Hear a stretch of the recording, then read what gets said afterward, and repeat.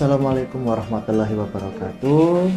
Alhamdulillah kita dipertemukan kembali pada kesempatan kali ini pada kondisi puasa yang alhamdulillah berkah, dan semoga kita bisa mendapatkan manfaat pada materi-materi yang sudah disampaikan ataupun yang belum, yang nanti akan ditayangkan sesuai dengan jadwal.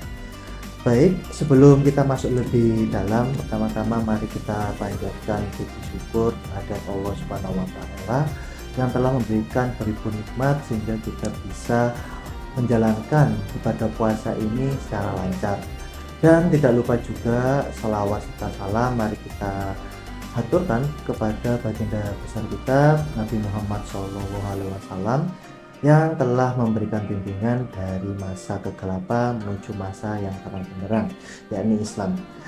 Dan pada kesempatan kali ini saya akan memberikan suatu pembahasan berkaitan dengan serba-serbi Ramadan di dunia.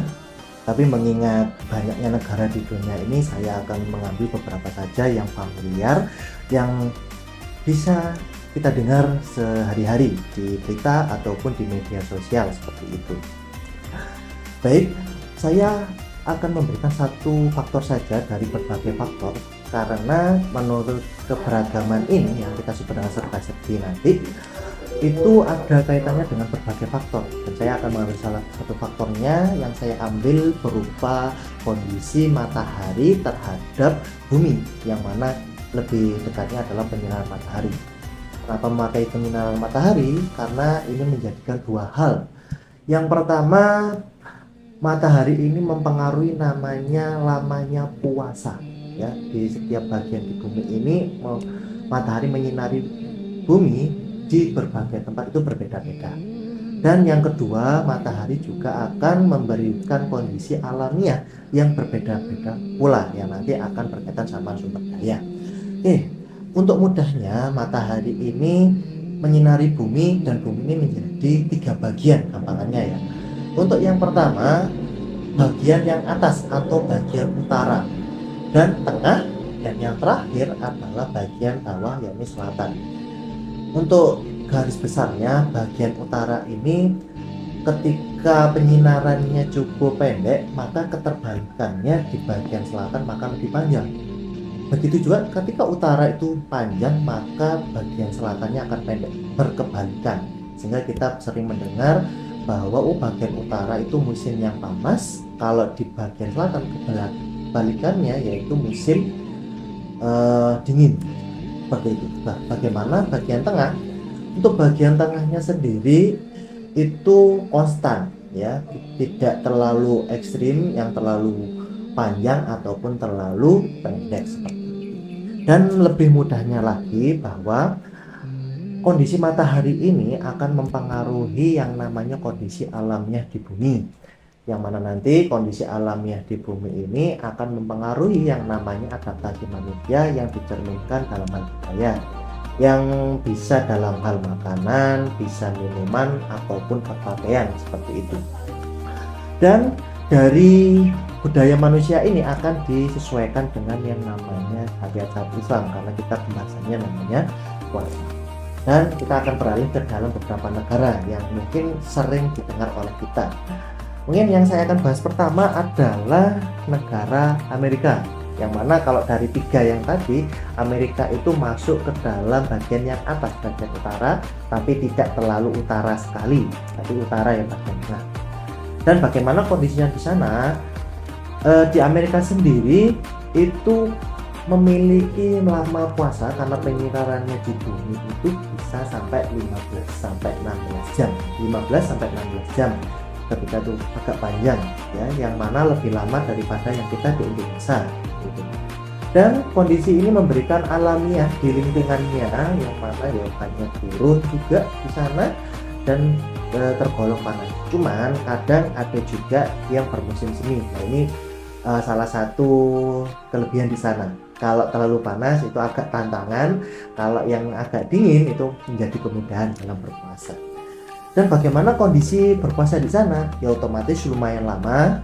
Namun di sana juga ada tantangan dalam hal keragaman sebenarnya. Karena di sana itu minoritas yang muslim Sehingga kalau kita ambil dari makanan khas dari Amerika, kadang ada hal yang tidak tidak sesuai dengan halal atau haramnya. Sehingga di sana beberapa muslim itu rata-rata pendatang juga mengambil makanan khas dari negara asalnya seperti itu. Misal di Indonesia mengambil seperti lumpia seperti itu di sana dan dipakai sebagai makanan khas untuk berbuka ataupun bersahur. Dan ada hal yang unik di sana bahwa untuk tradisinya mungkin dari pendatang dan untuk tujuan mengenalkan Islam secara baik, karena memang di sana minoritas ya untuk Islamnya.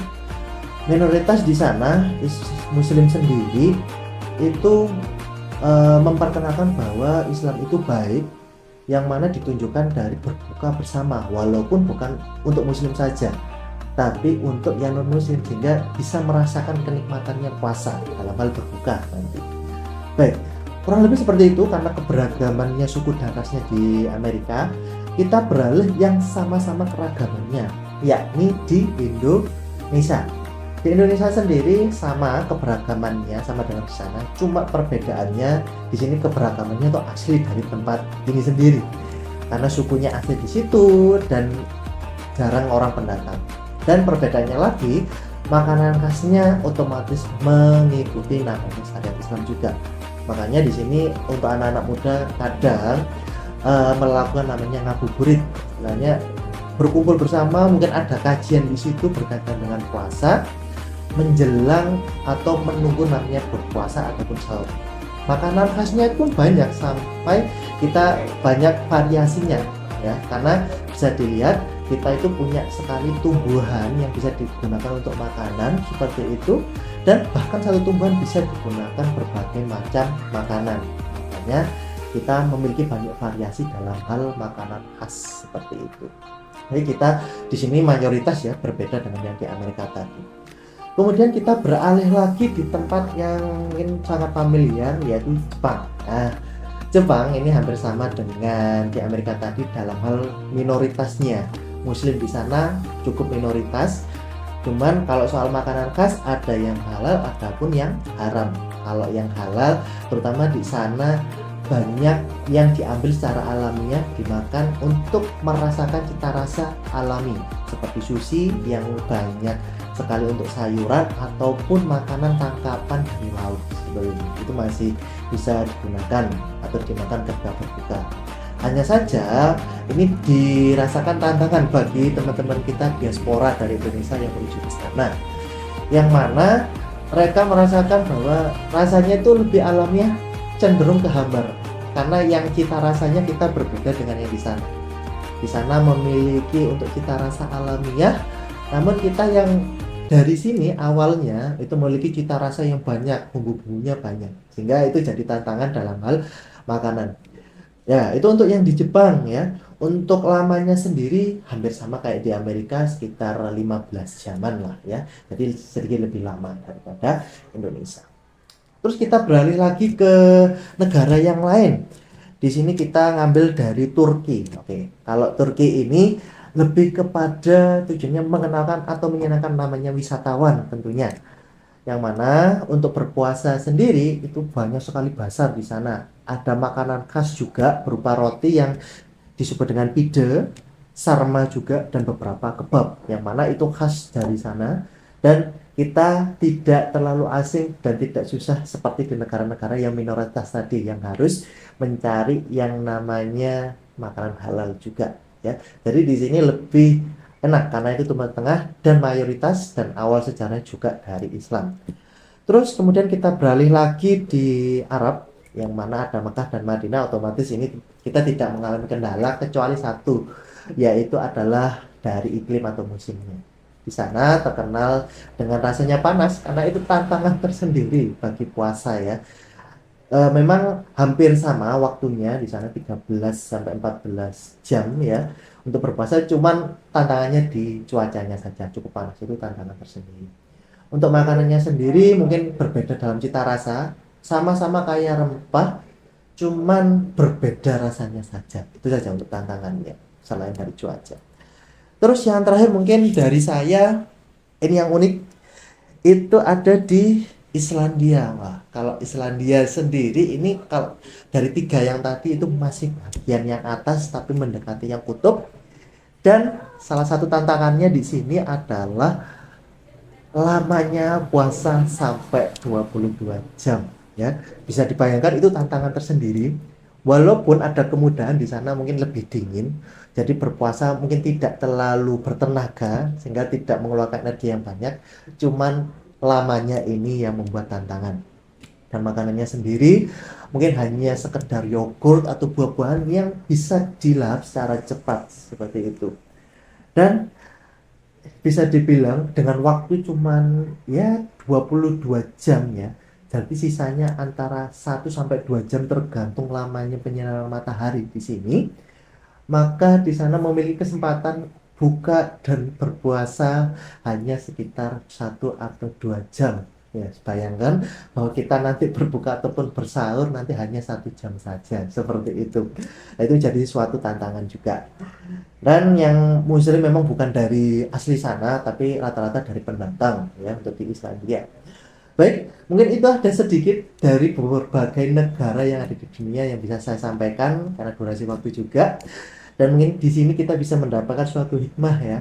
Mungkin di tempat lain memiliki panjang waktu puasa ya, berbeda dengan kita lebih lama, cuma ada diberikan kemudahan bahwa di sana tempatnya iklimnya mungkin lebih dingin sehingga kita tidak terlalu berenergi ketika menjalani suatu puasa seperti itu. Dan kita juga mendapatkan informasi bahwa kita patutnya bersyukur hidup di negara yang mayoritas Islam sehingga apa-apa yang berpuasa di negara mayoritas itu banyak yang didukung dibandingkan di negara-negara yang minoritas yang malah perlu untuk menyebarkan bahwa mengenalkan Islam itu hal yang baik, bahwa Islam itu baik, tidak kejam ataupun tidak keji. Maka Islam itu yang rahmatan lil alamin, seperti itu juga ya. Baik, mungkin itu aja sedikit dari saya. Semoga kita dapat menjalankan puasa ini secara penuh ya, tidak bolong-bolong dan mendapatkan berkah dari ibadah ini. Mungkin itu saja, sekian dari saya dan saya tutup. Assalamualaikum warahmatullahi wabarakatuh.